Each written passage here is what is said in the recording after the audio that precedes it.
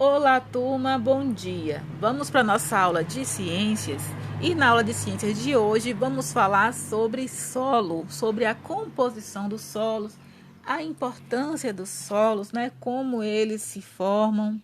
Então, peguem aí o livro de vocês, o livro de ciências, iniciando aí na página 61 e vamos estudar sobre a composição dos solos.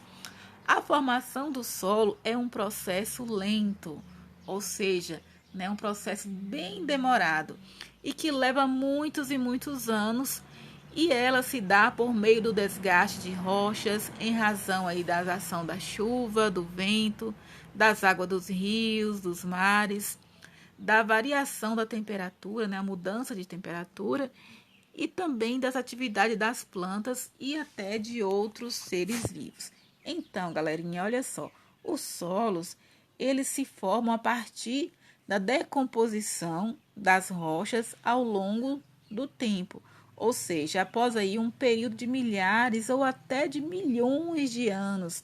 As rochas, elas vão se desgastando, né, se diminuindo e vai aí se transformando em pequenos fragmentos, né, como se fossem pequenas pedrinhas e vai se juntando, né, e com isso irá aí compor, né, o solo. E esse processo da decomposição, da composição, ou seja, da formação do solo, que acontece aí, né, no decorrer de milhões de anos, esse processo aí da formação do solo acontece através da ação das águas, que pode ser água da chuva, água dos rios, dos mares, a ação dos ventos, né, aí de encontro com essas rochas, e também dos seres vivos, que pode ser das plantas, resto de plantas, resto de animais mortos, que se juntam aí e vai aí formando, né, compondo o solo. Então, dessa forma, conforme varia aí as rochas, vários tipos de rochas, vai dando aí origem aos solos, também como a maneira como o processo vai acontecendo, né, os diferentes tipos de solo. Por isso que é importante entender, né, as características que vai aí se formando o solo, né? Tem alguns solos que são férteis, ou seja, solos que servem para agricultura, para plantação, e tem alguns outros solos que não servem, que às vezes eles, né, não retêm muita água. Então, o Brasil, nosso país, ele é conhecido por ser um ambiente extremamente fértil, ou seja, né, ter solo aí, né, com boa capacidade de produção, de alimento, de plantações. Então, vamos ver um pouquinho, né, e na página 61 temos uma imagem, né, do solo. Olha só, fazem parte da composição, ou seja, da formação do solo, grãos de diferentes tamanhos, né? Água, ar e matéria orgânica, isto é, resto de seres vivos, que são plantas e animais. Então, nessa figura aí que vocês têm aí na página 61, né, tem um solo formado aí por diversos, né, diversos elementos.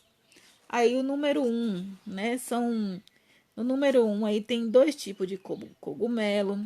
Número 2 tem lesma. 3 tem plantas. 4 caramujo. 5 uma lacraia. 6 besouro. 7 piolho de cobra. 8 tatuzinho de jardim enrolado e estendido. 9 cigarra em fase de desenvolvimento. 10 inseto em desenvolvimento. 11 a minhoca. 12 animais muito pequenos, como a tesourinha. 13 formigas. 14 seres vivos diversos que não podem ser vistos a olho nu, como os micro-organismos, ácaros e vermes. Então, aí temos um solo aí formado aí através de também, né, de plantas, restos de animais, alguns aí já em decomposição, outros aí em formação, em desenvolvimento, que é o caso da cigarra. Então, né, e apresenta um esquema bem simplificado, né, de uma superfície e corte do solo com a presença de seres vivos.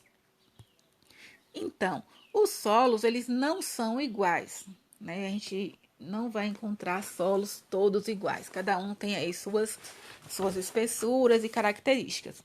Os solos não são iguais, pois se originam de rochas diferentes e sob condições ambientais diferentes. Eles podem variar em cor, textura, tamanho de partícula e capacidade de reter água. Por exemplo, aí, ó, o solo de uma praia é arenoso, né? Ou seja, ele é todo cheio de areia. Isto é, tem uma textura mais áspera, né? Mais grossa, partículas mais grossas e pouca capacidade de reter água. Já o solo de um terreno barrento é argiloso, ou seja, tem partículas mais finas, texturas mais macia e grande capacidade de reter água, podendo alagar, né, em períodos de chuva. Então, vimos aí dois tipos, né, o livro traz para a gente dois tipos de solo, né, que é o solo arenoso e o solo argiloso. Só tem esses dois tipos de solo, Pro? Não. Tem outros tipos também que a gente vai estar estudando mais para frente, né? Que é o solo humoso, né? Que é um solo assim muito próprio para plantar, para fazer horta, porque ele é um solo bastante fértil, né? Como se tivesse um adubo ali, adubo natural, resto de planta, resto de animais mortos, que é também um solo mais escuro.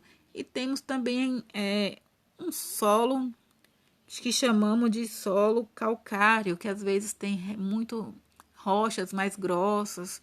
Então, mas são outros tipos de solo que a gente vai estar estudando, né, mais para frente.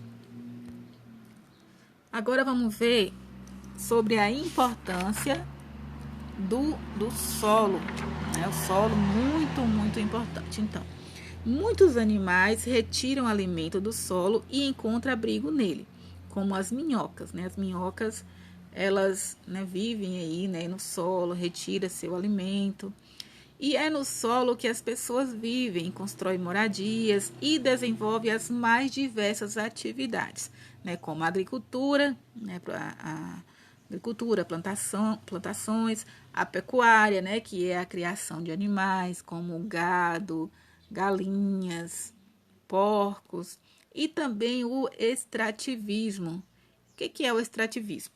Extrativismo é a atividade em que o ser humano retira materiais da natureza para seu uso, né? Por exemplo, para fazer materiais de barro, tipo panelas de barro, jarro, vaso de barro, o ser humano retira da natureza a argila, que é uma matéria-prima usada na produção né, dessas cerâmicas aí, jarros, vasilhas de barro, né? Como na primeira imagem mostra aí. Na segunda imagem, né, temos aí a retirada do látex, né, que é vocês estão vendo aí, né, esse líquido meio leitoso, branquinho, né? O látex natural é obtido fazendo talhos no tronco das seringueiras e recolhendo a seiva, né? Que é esse líquidozinho aí que tem uma aparência branca e leitosa e às vezes um pouco pegajosa, meio grudenta, né? Então esse líquido aí, ele é utilizado para fazer, né, a borracha. Então, assim, são produtos da natureza que o homem vai lá e retira para seu uso, né? Servindo aí de matéria-prima, matéria-prima para produção de outras coisas aí para uso, né, dos seres humanos, né? No caso, a matéria-prima para fazer a cerâmica de barro aí é a argila, né? A matéria-prima para fazer a borracha é o látex, que é esse líquido branquinho aí. Então, galerinha, essa foi um pouco da nossa aula de hoje, né? E vocês têm uma atividade para realizar na página 65. Beijos, até mais. Qualquer dúvida é só chamar.